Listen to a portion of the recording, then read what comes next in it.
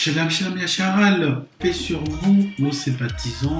Je suis votre frère Tobia, le prophète berger du livre de l'Apocalypse, chapitre 11, avec les pouvoirs spirituels, pouvoirs scientifiques et pouvoirs politiques.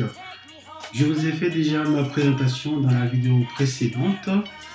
Et donc, dans cette présentation, vous pourrez encore retrouver les mentions que j'ai données, comme quoi, pour comprendre le rôle que je joue à partir de la date du 4 octobre 2024, il faut lire Ésaïe chapitre 41, verset 25, Ésaïe chapitre 44, verset 26 et suivant, et même le chapitre 45, donc le chapitre suivant, tout le chapitre 45 m'est entièrement dédié.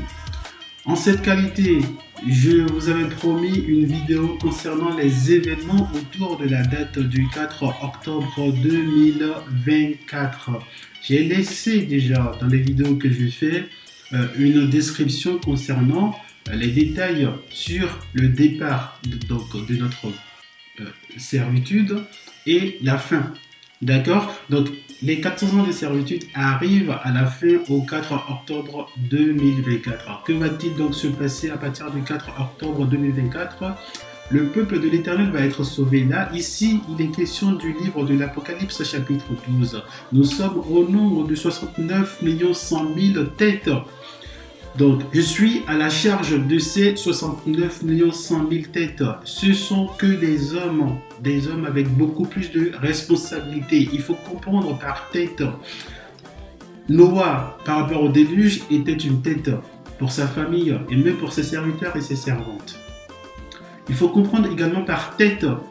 Donc, Lot, par rapport au jugement de Sodome et Gomorrhe, Lot était une tête. Le nombre exact de cette femme symbolique qui part au désert à partir de la date du 4 octobre 2024, je n'en connais pas. Il n'y a que l'Éternel qui en sait. Mais il m'a donné un chiffre, donc 69 100 000 têtes. Donc les chrétiens, s'ils souhaitent être de la partie, ils devront changer. Comme tout le monde d'ailleurs, la terre entière est régie par la loi de l'Éternel. Donc, sur les 400 ans de servitude, j'ai laissé énormément de détails. Mais un autre détail que je souhaite compléter ici, c'est que la loi de l'Éternel régit le monde entier, régit sa terre. Sa parole régit sa terre tout entière. Et donc, ce qui fait que quand le peuple qui est censé être la lumière, donc être la tête, n'est pas en train de dominer, c'est pour ça qu'il y a le chaos partout, parmi les nations. Donc, tous les 50 ans, comme le livre de Lévitique chapitre 25 nous enseigne, les jubilés, donc ça dépend. Un jubilé, ça fait 50 ans. Dans le langage jubilaire, il faut compter 50 ans. Donc, tous les 50 ans, l'ennemi n'arrive pas à asseoir sa domination. Et c'est pendant donc, cette fréquence-là, jubilaire, que ceux qui nous volent encore plus davantage. Cette fois-ci, donc 2024, c'est un autre jubilé. Le dernier jubilé, c'est 1974. 1974, c'est le dernier jubilé. Donc la dernière crise qu'ils ont connue, c'est en 1974. Donc il est clair que en 2024, qu'il y a beaucoup de crises. Et pas les moindres d'ailleurs. Il y a cette loi-là qui s'impose à tout le monde. Mais puisque ce n'est pas eux qui sont censés dominer, c'est pour ça qu'il y a beaucoup de crises. Donc, à cette fréquence-là. Donc, je vais m'arrêter sur l'année jubilaire. Vous pourriez retourner lire Lévitique chapitre 25. Ça vous donnera plus de précision déjà. Ça ne sera pas une bonne année pour tout le monde. Seulement pour ceux que l'Éternel a choisi de faire miséricorde et ceux qui feront justement partie de ce voyage-là. Comme les chrétiens, on ne va pas dire qu'on monte au ciel, on monte dans les airs, ok? Et là, je vous demande encore une fois d'aller lire donc, dans les descriptions que je donne. Il y a un frère des États-Unis qui a lu ce songe-là et il nous parle de ce songe. Mais avant même de parler de son songe, je vais vous lire un livre apocryphe où il est justement question de l'envoyer. Donc l'Éternel, il a envoyé ses chariots pour nous porter, pour nous prendre, pour aller au désert. Ce ne sera pas l'œuvre des humains. C'est l'Éternel lui-même qui va se charger de nous. Donc Enoch, chapitre 57, versets 1 à 3. Le titre, c'est « Des chars montés par des hommes et portés sur les vents traversent le ciel ». Verset 1. Et il arriva après cela que je vis une autre armée de chars sur lesquels étaient montés des hommes, et ils allaient sur les vents de l'Orient et de l'Occident jusqu'au midi. On entendait le roulement de leurs chars. Et lorsque ce tumulte se produisit, les saints s'en aperçurent dans le ciel. La colonne de la terre fut ébranlée, et sa base, et on l'entendit d'une extrémité du ciel à l'autre pendant un jour. Pendant un jour, retenez bien, pendant un jour.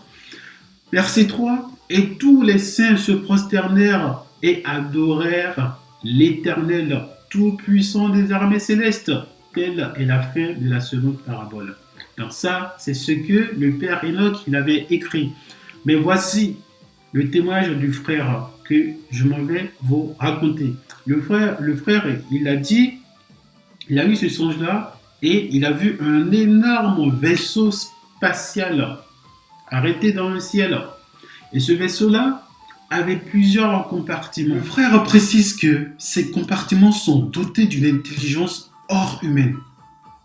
C'est des machines, mais qui ont des... C'est comme si l'Éternel avait mis une vie dans ces compartiments-là. Et chacun des compartiments se détachait pour aller récupérer les élus. Les gens comme nous, les gens comme moi, les gens qui ont subi les 400 ans de servitude, à qui l'Éternel a décidé de faire miséricorde, parce qu'il est sur le point de rétablir son peuple. Donc ces compartiments, à partir du vaisseau, ils vont chercher les élus aux quatre coins de la terre et ils viennent s'imbriquer, se rattacher à la partie principale. Et tous ensemble, on rentre à la maison, sur la Terre Sainte. La Terre Sainte, il est question de Tel Arad, qui se trouve toujours à 100 km de leur fameuse Jérusalem. Donc Tel Arad, c'est un territoire sécurisé par l'Éternel. C'est un territoire qui est échu au partage, en partage au juste, tout simplement parce que c'est une terre sainte. L'Éternel ne permet pas que les sodomites, tous ceux qui sont emportés par les œuvres de Satan, okay, c'est une terre qu'ils ne devront jamais fouler le sol. Adam avait péché, cette même terre lui était devenue inaccessible. Donc l'Éternel avait chassé. Donc tous ceux qui pêchent sur cette terre-là sont chassés. Okay? De la même façon, nos ancêtres avaient péché, l'Éternel les a chassés de cette terre-là. Okay? Et quand vous allez lire le livre apocryphe de Baruch, notamment chapitre 2, l'Éternel dit que ces exilés, une fois dans leur lieu d'exil, ils vont se souvenir de lui. Et c'est là qu'il va les racheter. Et vous avez également le livre de Sophonie, chapitre 3, versets 9 à 10, et également verset 19, qui parle de couche, la terre de couche. La terre de couche, c'est cette partie qu'on appelle aujourd'hui l'Afrique subsaharienne. De l'Afrique subsaharienne, il est question du Sénégal jusqu'en Afrique du Sud. Parce que, encore une fois, dans ce livre, dans ce passage de Sophonie, chapitre 3, verset 9 à 10, et également verset 19, il est question des fleuves, les plus grands fleuves du monde, okay, sont sur ce territoire-là. Et ce sont des fleuves qui sont tous connectés. Ce sont des fleuves qui sont tous connectés. Du Sénégal jusqu'en Afrique du Sud. Le fleuve Sénégal, le fleuve Niger, le fleuve Congo, le Nil déjà qui descend, okay, le Zambézé, Orange, Kasaï. Il y a d'autres fleuves, mais ce sont les plus importants que je cite, justement pour illustrer la partie dans laquelle, okay, le lieu où se retrouvent les élus, donc les fils du Très-Haut, et qui subissent les 14 ans de servitude. Ce même territoire sur lequel l'ennemi, donc nos bourreaux, sont venus nous reprendre certains de nos ancêtres pour les amener en captivité. Et de ce même lieu, on sort pour venir chercher l'Eldorado dans un pays qui n'a rien à nous donner en fait. Donc, sur la date du 4 octobre 2024, vous avez cette femme de l'Apocalypse 12 dont je viens de vous donner les détails. Nous sommes au nombre de 69 100 000 têtes. Donc cette femme symbolique de l'Éternel va être libérée. Ensuite, que va-t-il se passer? Il y a également, pendant le même jour, il y a un autre événement qui se produit. Donc c'est le châtiment de l'autre femme, de la femme prostituée qui a vendu les âmes des élus. Et ça, l'Éternel en parle. Et pour cela, il faut que je retourne dans les Écritures pour vous donner des détails concernant la femme donc, qui connaît cette vie de débauche et qui nous a opprimés pendant 400 ans. Il est question de la nation qui gouverne la terre entière. Il n'est pas question de Chine, mais il est question de cette nation qui gouverne la terre entière. C'est encore les États-Unis qui nous gouvernent. Donc, je m'en vais parler du châtiment et donc la chute imminente de cette nation. Donc, ce qu'il faut comprendre, c'est que si vous vous limitez aux seules Bibles qui sont... Vous ne pourrez pas comprendre grand chose. Il faut avoir le désir de comprendre, de connaître l'Éternel. Je rappelle ici que Jean chapitre 17, verset 3 nous donne une précision concernant ce que l'Éternel attend de nous. Or, la vie éternelle consiste à te connaître, toi le véritable Tout-Puissant, et celui que tu as envoyé, le Messie. Il n'est pas question de renier le Messie et trouver le salut. Vous connaissez l'Éternel, ça veut dire que vous connaissez le Messie également.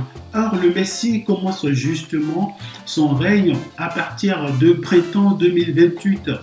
Et c'est dans ce cadre-là que nous, cette femme de l'Apocalypse, chapitre 12, donc, va être libérée, histoire de préparer la venue de son Messie, parce que le Messie ne va pas commencer son règne avec des ruines. Donc, c'est nous qui allons relever ces ruines-là. Donc, si vous vous rappelez encore une fois de ma présentation, des passages que j'ai donnés, il est justement question de rebâtir la terre sainte, le temple de l'Éternel. Donc, il faut tout apprêter pour notre Messie, parce qu'il vient pour régner sur nous en tant que souverain sacrificateur à partir de printemps 2028. Bien-aimés, nous voici bientôt au terme de nos 400 ans de servitude. Et nous sommes sur le point de quitter nos différents lieux de dispersion pour rentrer à la maison sur la terre sainte chargée de grandes richesses. À cet effet et dans le but de réunir le peuple, je vous propose quelques lives pour la semaine. Jour 1, nous allons évoquer les fautes passées et leurs implications profondes que nous devrons comprendre. Jour 2, nous abordons l'importance de la repentance en vue de notre restauration. Jour 3, un nouveau chapitre plein d'espoir est sur le point de commencer. Nous parlerons du plan du salut. Jour 4, nous explorons les défis auxquels les élus sont confrontés. Malgré les obstacles, leur ascension est inévitable. Jour 5, nous réfléchissons à l'impact de nos bourreaux. Leur influence, bien qu'à résoudre, a façonné notre histoire. Jour 6, nous nous prononcerons sur le retour nécessaire et sincère à la loi et les prophètes.